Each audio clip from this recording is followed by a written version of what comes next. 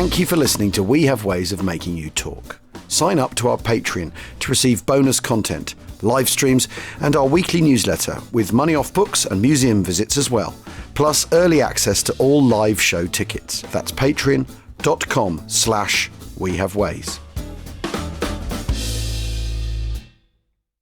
Shop now at the Home Depot and get up to 35% off select appliances. Plus, save up to an extra $400 on select appliances like Frigidaire. From the stainless steel French door refrigerator with crisp steel drawers to keep produce fresh longer, to the 5-burner electric range that lets you cook more at once and get meals on the table faster. Right now, get up to 35% off select appliances like Frigidaire. The Home Depot. How doers get more done. Pricing valid January 9th through January 29th. U.S. only. See store online for details and minimum purchase required. This episode is brought to you by Atlassian. Atlassian makes the team collaboration software that powers enterprise businesses around the world, including over 80% of the Fortune 500. With Atlassian's AI-powered software like Jira, Confluence, and Loom, you'll have more time to do the work that matters. In fact, Atlassian customers experience a 25% reduction in project duration per year. Unleash the potential of your team at Atlassian.com. Atlassian. This episode is brought to you by Indeed. When your computer breaks, you don't wait for it to magically start working again. You fix the problem. So why wait to hire the people your company desperately needs? Use Indeed's sponsored jobs to hire top talent fast. And even better, you only pay for results. There's no need to wait. Speed up your hiring with a $75 sponsored job credit at Indeed.com/podcast. Terms and conditions apply.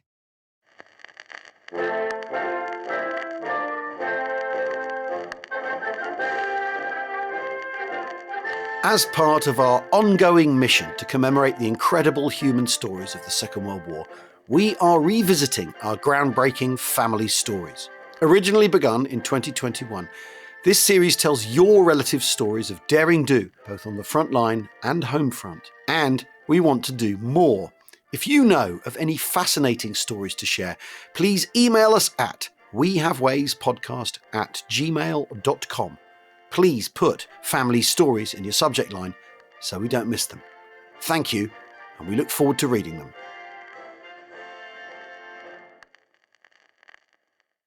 This one's from Simon Thompson, and it's entitled Sergeant Tom. Shortly before he died, my mum's partner related to me the following story. Sergeant Tom was in the RASC during the Second World War. He was a driver, not a common skill set in rural East Yorkshire before the war, and upon being drafted into the RASC, he quickly rose up the ranks to sergeant. Tom's unit was supporting a tank regiment, who were reforming and working up for Normandy in the wilds of the North Yorkshire moors, and Tom's job was driving Scammell fuel trucks. Just before the 6th of June, the armour moved south and Tom and his drivers with them. About the 7th or 8th of June, Tom drove his truck off the landing ship and up the beach and began the long slog to Lunenburg Heath. We are now somewhere in Belgium and the tanks are parked up for the night. It is a very cold, wet, dark and miserable night, and a collective sense of humour failure is in progress. An RASC officer finds Tom and tells him to drive said officer and Tom's load of fuel to a destination known only to the officer. Tom is slightly suspicious, but the officer is sat in the passenger seat, so he can do the talking if the red caps stop them. "Where are we going, sir?" "Just drive, Sergeant. I'll call the turns as we get to them." Tom is not happy. Has he got caught up in some black market fuel racket? His hard-won 3 stripes start to fade in front of his eyes, and a successful military career appears to be heading for Colchester and the Glasshouse. About 30 minutes later, they're driving down the rain-soaked cobbles of some large, blacked-out Belgian town. Tom is now very unhappy and is cursing the officer, who just ignores him. Eventually they turn off the street, down a ramp, and into an underground garage. Doors slam ominously behind them.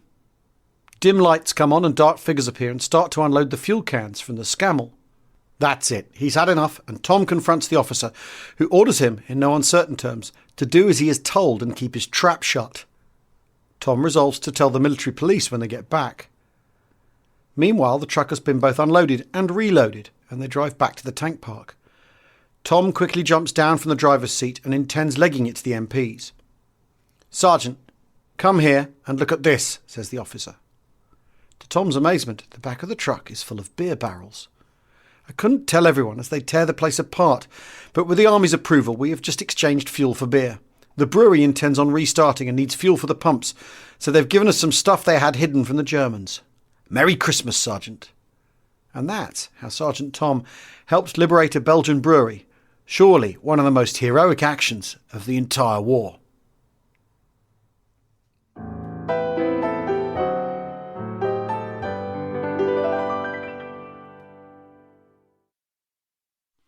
And this story is from Jack Gus Adamson. And it's about John Chase Jack Wagner, United States Marine Corps. My namesake, my great-uncle, John Chase Jack Wagner, was a United States Marine Corps veteran of Iwo Jima. Born in 1913, he grew up learning a life of hard work, fist fights, and heavy drinking. In the immediate aftermath of Pearl Harbor, Jack went to sign up for the service, but was initially turned down by everyone. A steelworker at Bethlehem Steel, he was a giant of a man for that time, standing 6 feet 2 inches and 190 pounds, with a deep, raspy voice. Even though he was 38 in 1941, the story goes that age wasn't the reason he was initially rejected, but rather he was so large and his voice so deep that, according to the Army recruiter, his CO wouldn't get the respect he deserved with a man like Jack in his unit. He was eventually accepted into the United States Marine Corps in 1942 and trained in communications. In February 1945, he was in the 3rd assault wave to hit the beach at Iwo Jima. Jack was there for the entirety of the battle. Sometime later, in a V-mail to his folks, he wrote, "I had my first sleep in 6 nights, and I feel pretty good. This is one of the toughest places of land in the world, but I can say the Marines have the situation well in hand. I haven't a scratch on me. You know the devil takes care of his own." A second letter follows sometime later. "Just a few more lines to let you know everything is still okay. Only thing is, I'm so darn tired. I don't know whether I'm coming or going. Started to get some sleep last night about 6 and got into some trouble and wasn't out till 1 a.m. We just got our installations in, so we might get a little rest and the word come through we have to move. We've got it all to do over again." Jack received the Bronze Star at Iwo Jima. Here's a citation. "Leading men of his command under fire to the location of the command post, Technical Sergeant Wagner supervised the installation, operation and maintenance of the division wireless system. His tireless efforts and disregard for personal safety served to inspire his men in the performance of their duties." Although he was wounded, having taken mortar shrapnel in his knee, Jack refused evacuation and remained for the entirety of the operation. This wound, however, was severe enough to send him back to hospital in Hawaii and out of the war after the island was declared secure. Jack never smoked much of Iwo Jima, and if he did, it was ever so brief. After the war, he returned to the steel industry and a life of hard work. He married but never had children, although he and my great-aunt did raise my father after his own passed away. Jack was loved and respected by his friends, family, and community. In 1995, my great-aunt was in the kitchen, and Jack was in the living room watching TV.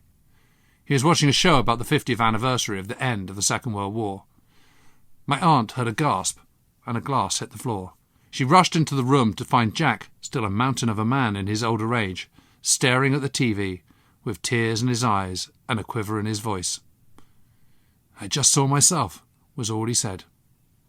Jack died in 2002 at the age of 89.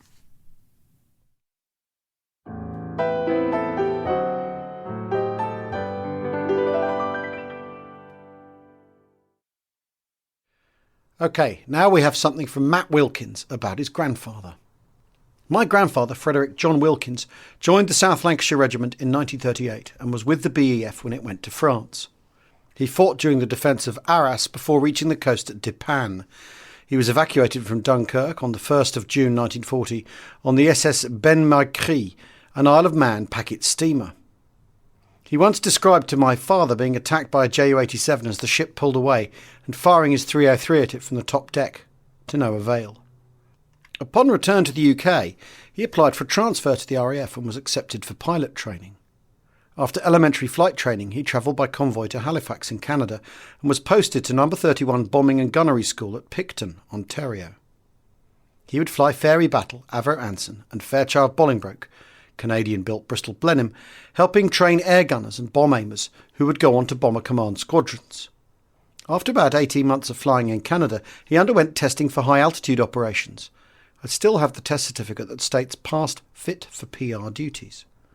By this time he was a flight sergeant pilot, and he returned to the UK in 1943 flying Hawker Hurricanes in Wrexham and Northumberland.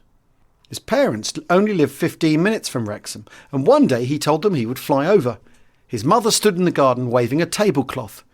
He used to tell her that he could have seen her with just a handkerchief. Next he was posted to an OTU in Palestine and converted to fly the submarine Spitfire PR Mark 7, learning to fly long-range photographic reconnaissance missions over the Middle East. Eventually he was posted to a frontline squadron in 1944 as a warrant officer pilot. He was with 681 Squadron flying the Spitfire PR Mark 9 in India and Burma for the rest of the war, operating from forward deployed jungle airfields. He was trained in escape and evasion by the Gurkhas. I still have his cookery that they gave him, and would fly 4-hour photography sorties on a regular basis. I have all of the squadron operations books, and some of the reports make for hairy reading. Being shot at by anti-aircraft guns whilst photographing railway yards at 0 feet, or being chased by Japanese fighters while photographing the docks at Rangoon, or US P-38 Lightnings trying to catch the Spitfire in a climb. It never came close. After the war, my grandfather became an English teacher and never really talked about what he did in the war. I only know because I have his pilot logbook and things like the telegram he sent from Dover to say he'd made it back from Dunkirk. My father always said he never knew about his dad's experiences until one day he was sat at the kitchen table talking about the Spitfire, which he had learnt at school could fly at 300 miles per hour. My grandfather just looked up from his crossword and said, "I used to do 400 miles per hour in mine," before carrying on as if that was perfectly normal.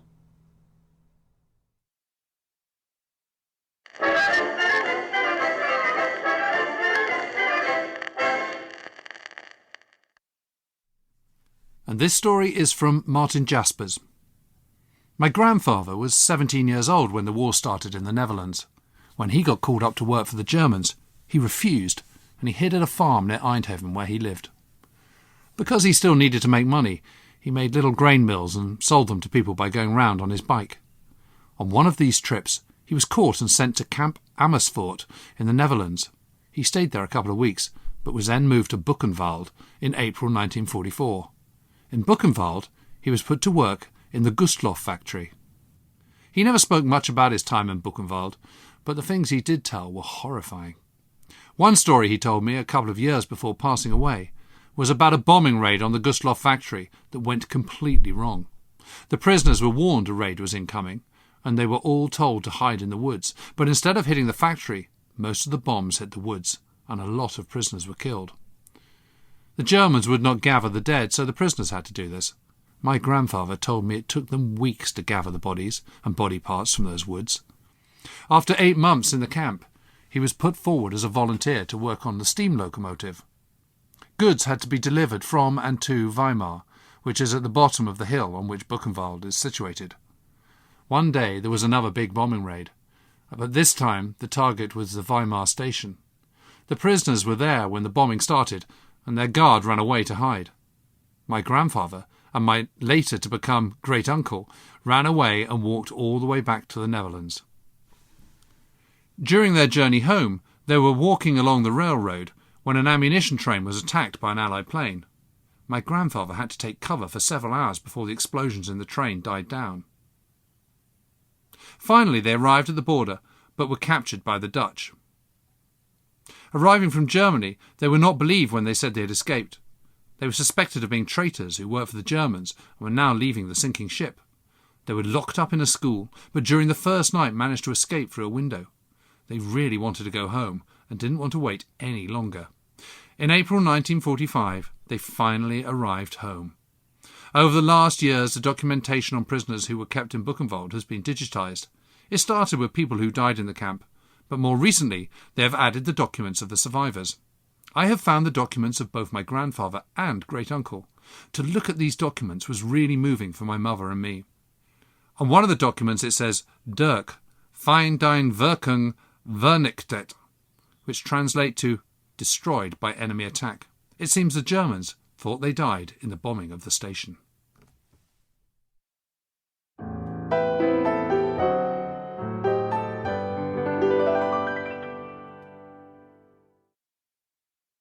Now we have something from Steve Flaunty.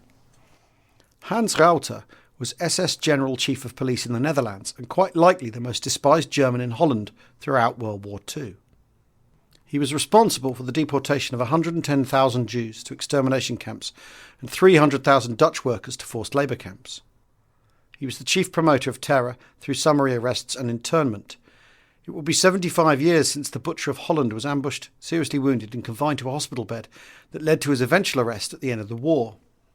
When researching my wife's family history, which has Dutch roots, we discovered that her grandfather was a senior Dutch police commander during the Second World War and taught criminal code at the infamous Schalhaar Police Academy, set up by Rauter. All of the Dutch serving in the police were closely scrutinised after the war for any evidence of collaboration with the Nazi occupiers. We uncovered a closed file, these files have tight restrictions even to this day, on my wife's grandfather that was stored in the Dutch National Archives. Amongst the documents were several letters of commendation from former resistance members describing several actions of resistance by her grandfather against the Nazi occupiers. Using his police privilege and uniform to escape detection from the Gestapo, the letters confirmed his loyalty to Dutch society, which he undertook at great risk to himself and his family. The letters described actions such as sheltering Jews escaping the western cities of Holland, keeping an escape car loaded with provisions for use by the resistance in his garage under cover, and transferring downed Allied aircrew to safe houses. Another letter that leads on to the connection with Rauter described how he arranged for the swap and repair of weapons for the resistance via the workers at the Apeldoorn telephone exchange. On one occasion, it was his own pistol that was required by an Apeldoorn resistance cell leader, Gert Goossen. Further research unearthed a remarkable link to the ambush on Rauter. Goossen led a maverick resistance cell in the region, and in March 1945 set about organising an ambush on a food truck transferring meat from a Dutch abattoir outside of Apeldoorn to a Luftwaffe crew barracks not far across the border. In the dark of night, they mistook the engine note of Rauter's BMW staff car for the truck, and what followed was a ferocious firefight that left 234 cartridges, mainly British Sten gun rounds, lying around the staff car. The earliest published report of the firefight described the action that unfolded. Geert jumps astride the hood and fires 2 shots through the windshield with his Volta pistol. The 2 men in the back now bring their machine guns to the shoulder, click the weapon sharply. Geert changes position where he opens fire at both men. At the same time he calls out to his men the command, "Fire!" The reprisals that followed were brutal. 263 Dutch prisoners were rounded up, more than 1 for each cartridge found, and executed throughout the Netherlands, 117 of them at the site of the ambush. Miss Gerita Verdonk, who worked in the telephone exchange and transferred the weapons, was later awarded a Resistance Commemorative Cross instituted by Royal Decree in 1980 on the 35th anniversary of the liberation of the Netherlands. Keep up the great podcast. It grows from strength to strength.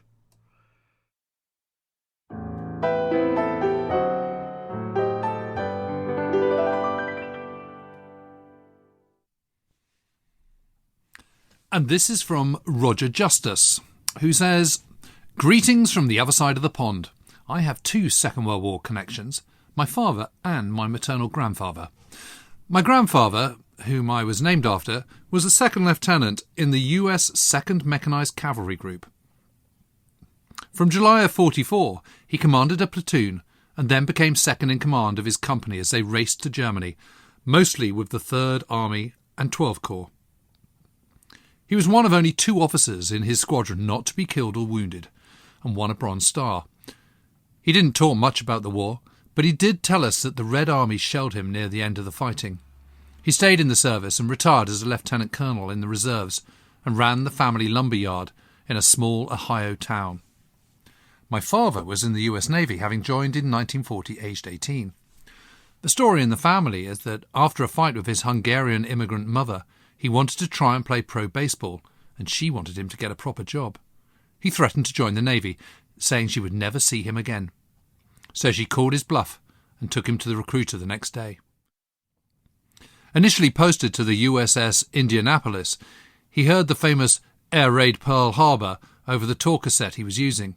He served the rest of the war on the USS Radford, taking part in several actions in the Solomon Islands, including the Battle of Kula Gulf, where the ship won a Presidential Unit Citation. After the ship hit a mine in Manila Bay in early 1945, he was about to go to an advanced AA school when the war ended. He used his GI Bill to get a degree in geology and was an oceanographer for the Department of Defence until he retired.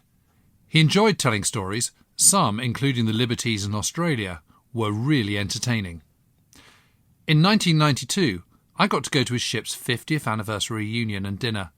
During the dinner, they played an audio interview from NBC Radio with the Radford's former CEO, who'd won the Navy Cross. He was being interviewed with Rita Hayworth, the movie star. The crew, who had never heard the interview before, were incensed and started throwing their dinner rolls at the screen, where some slides were being shown in conjunction with the audio. It turns out they were still in the Solomon Islands fighting and dealing with the heat and bugs, and were pissed their CEO was getting awards and meeting Rita Hayworth.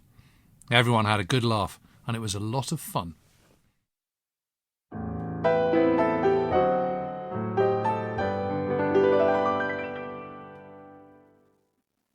Thank you for joining us on this episode of Family Stories. Remember, we want to hear your family stories of the war, so please write in to wehavewayspodcast@gmail.com. Please put family stories in your subject line so we don't miss them.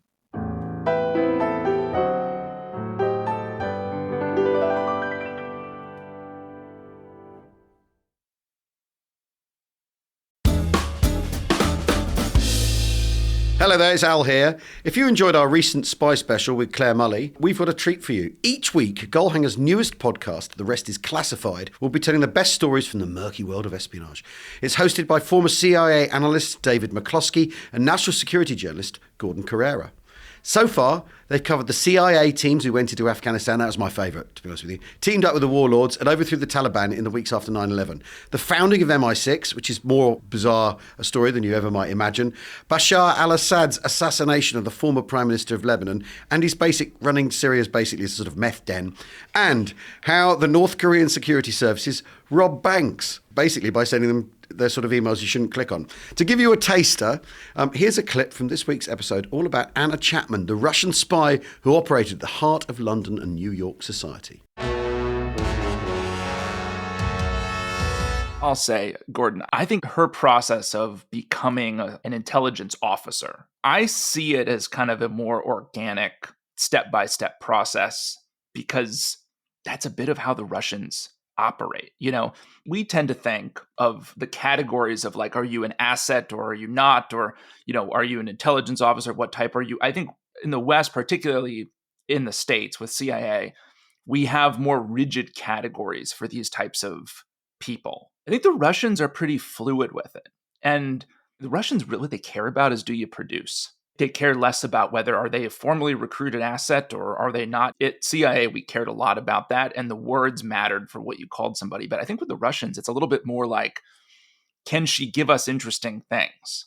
Yeah, I think that's a really interesting way of seeing it, because rather than thinking she is someone who is trained as a spy and, you know, recruited, put through, you know, a year or two of training and then sent to do this, she's someone who they go, you've got access, you've got influence, you've proved that in London.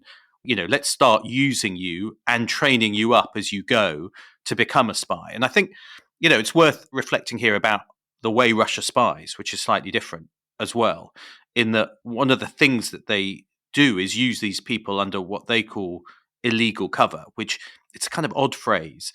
But the contrast is they think of someone who's under diplomatic cover, so a spy who's working at the embassy, they have legal cover because they've got diplomatic immunity, and if they get arrested, they can't be arrested, they just get expelled. But an illegal is someone who doesn't have, if you like, diplomatic cover, but is blending into a society and who is moving around with it, kind of swimming in the waters, hopefully unseen. And it's a particular type of spy which the Russians specialize in. Well, and she'll be a particular type, won't she? Because when you think of an illegal, I mean, the show that really captures this dynamic is called The Americans. And the premise is it's, you know, sort of Reagan era United States in the 80s, height of the Cold War. And the premise is that there are two Russians who come to the States. They're living under assumed identities, typically gleaned from fabricating kind of a passport based off a real person who may have passed away when they were 2 or 3 or something, like that, sort of taking the identity. I think the Russians call it tombstoning, but living under a false name. And Anna isn't going to do that, although she's got that great last name Chapman, which can kind of mask the fact that she's Russian. She's not hiding who she is, right, at any point. So in some respect, she's a little bit like a CIA officer who'd be under a commercial cover, who is probably operating with their real name, but hiding the fact that they're working for CIA, right? But she's sort of not your illegal who's taken Argentinian documents and come up with a new identity. Exactly. And I think the Russians were famous, and the Soviets, for using these deep cover illegals who they trained for years, and they trained them to actually pose as being another nationality. So you take a Russian and you'd make them into being a Canadian or a Briton or an American and insert them with the identity of a real, maybe a Briton or an American who died, and have them kind of embed themselves deep in society. And the idea was that they could then do things which a Russian couldn't do. They could move in circles and not be as suspicious. And so that was your classic deep cover illegal. But what I think we're seeing here in the 90s and 2000s is a recognition by Russia that times have changed. And for two reasons. I think one is that it's harder to do that kind of deep cover stuff. One of the reasons is biometrics, because you've got kind of passports, you've got databases. It's harder to kind of create a fake identity and then sustain it when, whether it's fingerprints or DNA or facial recognition, to use different names and different types of cover. But also, one of the reasons that they needed to do this in the kind of 20s and 30s and in the Cold War onwards and use these illegals was because Russians couldn't move easily in Western society, where suddenly you've got this period where, as we said, from the 90s, the 2000s, Russians can come into London. They can move around London. That's not suspicious. There's not a kind of barrier to it. So Anna, I think, is emblematic of this new type of spying that Russia can do, which is no need to do the deep training for some illegal spy, but take someone who's already moving in between the two societies or has got links in London or somewhere, and just train them up, use them, make the most of them, because they're there. They've got the ability to kind of meet people and talk to people and move in interesting circles. So to hear more, search The Rest is Classified wherever you get your podcasts.